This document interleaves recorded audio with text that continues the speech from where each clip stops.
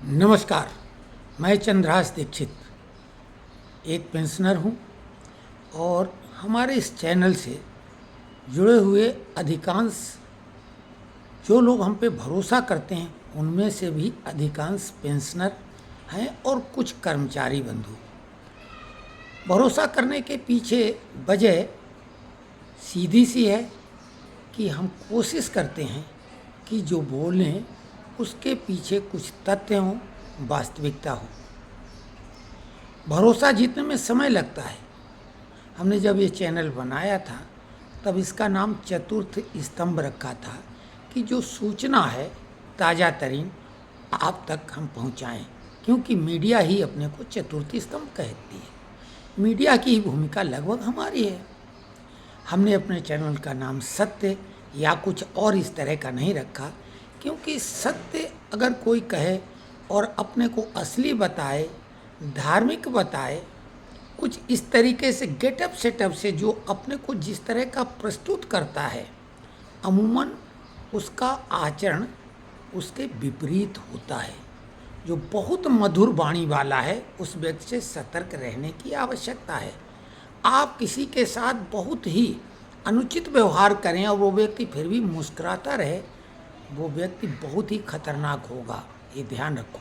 खैर, हम कुछ आज लीक से हटके चर्चा करने जा रहे हैं। सबकी नज़रें लखनऊ पर थीं, लखनऊ उत्तर प्रदेश, लेकिन वहाँ एक साथ दो घटनाएं बहुत ही उलट वाली हुई। एक तरफ बहुत दुखद और दूसरी तरफ सुखद घटना तो पूर्व निर्धारित थी। तो सुखद घटना की बात करें तो पेंशनरों कर्मचारियों की जो आशा का मुख्य केंद्र है 8वां वेतन आयोग, उसकी बेहद महत्वपूर्ण बैठक आज लखनऊ में हुई। अब संभवतः संपन्न हो गई होगी, क्योंकि पे कमीशन की अध्यक्षा और मेंबर बड़े श्रमिक नेताओं के सामने आमने सामने आज बातचीत करने वाले थे, तो वो तो हुई ही होगी। लेकिन साथ ही बहुत एक भीषण अग्निकांड हो गया, जिसमें कोचिंग इंस्टीट्यूट जो आज के दौर में बहुत चर्चित है, उसमें बहुत ही दुखद मृत्यु कुछ बच्चों की हो गई है। कितनों की हुई अभी समाचार पुष्ट होने में समय लगेगा। तो एक साथ देखिए, यही है जीवन। और हम पेंशनरों के जीवन में अब एक साथ ये दो बातें चल रही हैं। अभी हम जो वाकया बताने जा रहे हैं उसमें पेंशनरों की भी बात तो आएगी कि हम अचानक एक सज्जन मिलने आ गए हमसे, और वो हमारे परिचित नहीं थे, लेकिन कोई बात नहीं, घर में थी। उन्होंने जिस अंदाज में बातचीत की और बोला क्या हम अंदर आ सकते हैं, हमने कहा आइए, अतिथि देवो भव। और वो हमारे ड्राइंग रूम बैठक रूम में आए, बैठे, जहाँ की अभी हमें वीडियो बना रहे हैं, और बहुत ही वो प्रसन्न मुद्रा में थे। उन्होंने हमसे बातचीत करनी शुरू की और फिर वो आ गए और उन्होंने अपना परिचय दिया कि हम ब्रोकर हैं। तो हमने कहा ब्रोकर मतलब? बोले एजेंट, कमीशन एजेंट। हमने कहा कमीशन एजेंट मतलब? हमारे मुख से निकल गया दलाल। तो शर्म से उनका चेहरा हो गया लाल। हमने कहा भाई आप काहे के एजेंट दलाल हैं? तो उन्होंने बोला हम प्रॉपर्टी डीलर हैं, प्रॉपर्टी डील करते हैं। तो हमने कहा हमारे को तो जो एक मकान बनाना था वो बना लिया है, अब हमारे को तो कोई प्रॉपर्टी खरीदनी नहीं। बोले नहीं, इन्वेस्टमेंट करिए आप। तो हमने कहा इन्वेस्टमेंट करने का भी कोई विचार नहीं। बोले नहीं, आप बिल्कुल निश्चिंत रहिए, हमको सब लोग जानते हैं। हमने कहा हम भाई शहर में ज़्यादा निकलते नहीं हैं। उन्होंने बोला देखिए, जो पैसा घर में ज़्यादा रखना सुरक्षित नहीं, और बैंक में भी एक सीमा से अधिक पैसा आदमी नहीं जमा कर पाता। तो हमने कहा यहाँ तो ऐसा है 10,000 निकालते हैं एटीएम से और वही रखते हैं, जब 1,000 बचता है तो अगला 10,000 निकालते हैं, बस।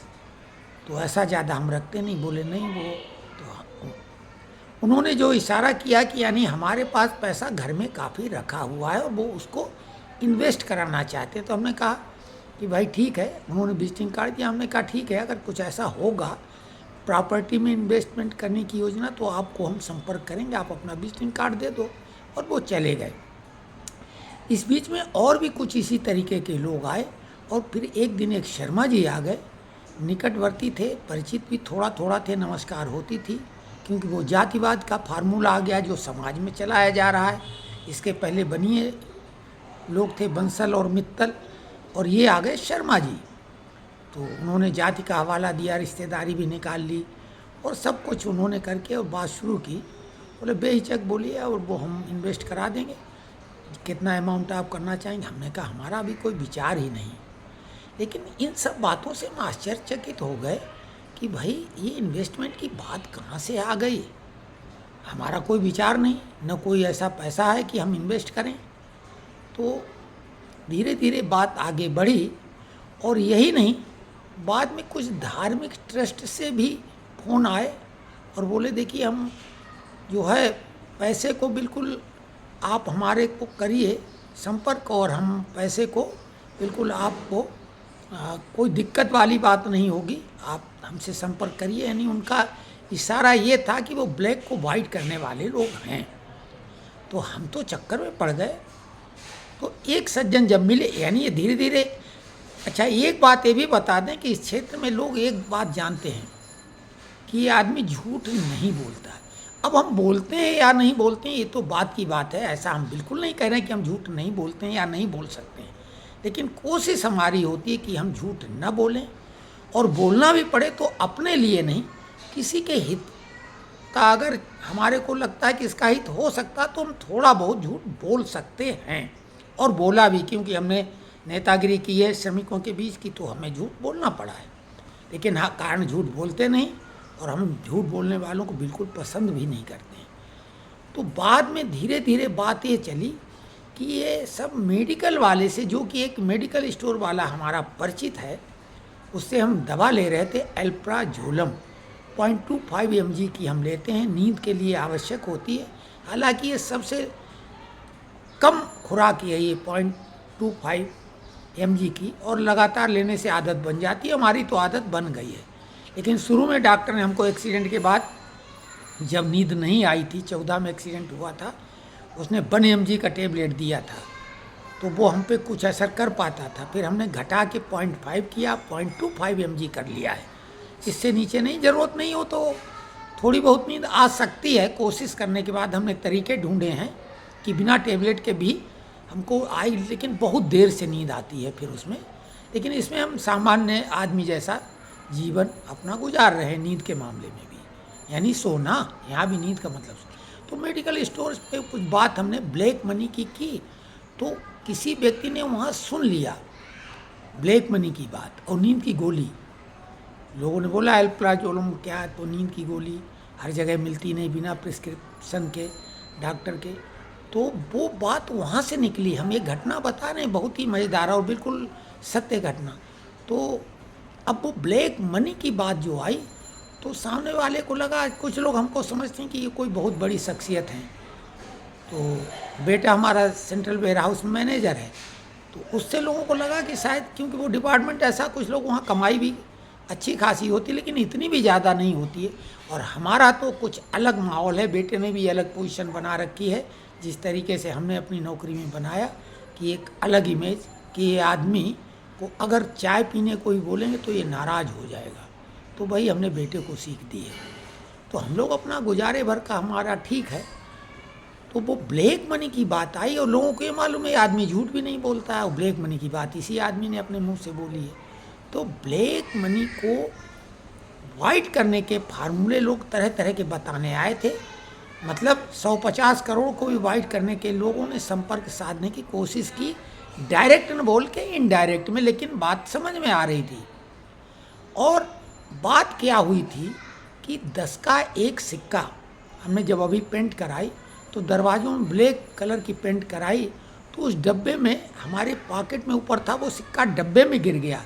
निकालने के बाद में वो उसको रखा, लेकिन वो काला हो गया पेंट सूखने पर। वो निकाला, गिर गया, उसमें निकाल पेंटर ने रख दिया, वो बिल्कुल काला हो गया सिक्का पेंट की वजह से। और सूखने पे हमने उसमें 2.5 रुपया भी खर्च किया, क्योंकि नींबू एक 5 रुपए का आता होगा, हमने काट के उसको और वॉशिंग पाउडर सब किया, लेकिन वो पेंट तो पेंट मजबूती से चिपक गया। तो मनी है। हमने कोशिश की कि भाई इसको हम किसी को दें, तो किसी ने, दुकानदार ने नहीं लिया। भिखारी को भी देने का हमने कहा क्या है सिक्का लोगे, उसने बोला ये इसका हम क्या करेंगे, तो चलेगा नहीं। मंदिर में भी आरती में डाला नहीं जा सकता और डालना भी नहीं चाहिए। दान पेटी में भी 10 का सिक्का, भगवान को तो ब्लैक मनी नहीं डालेंगे भाई, काली हो गई। तो ये उलूक वाहिनी वाली ब्लैक मनी हो गई।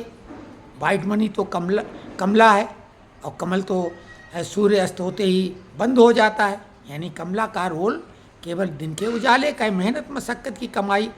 जो कमला वाले लोग हैं वो तो अपना रात को सो जाते हैं। अब हमारे जैसे को नींद नहीं आती, वो मजबूरी है, वो एक्सीडेंटल वाक़या हो गया, तो हम भी एल्प्राजोलम लेके सो जाते हैं।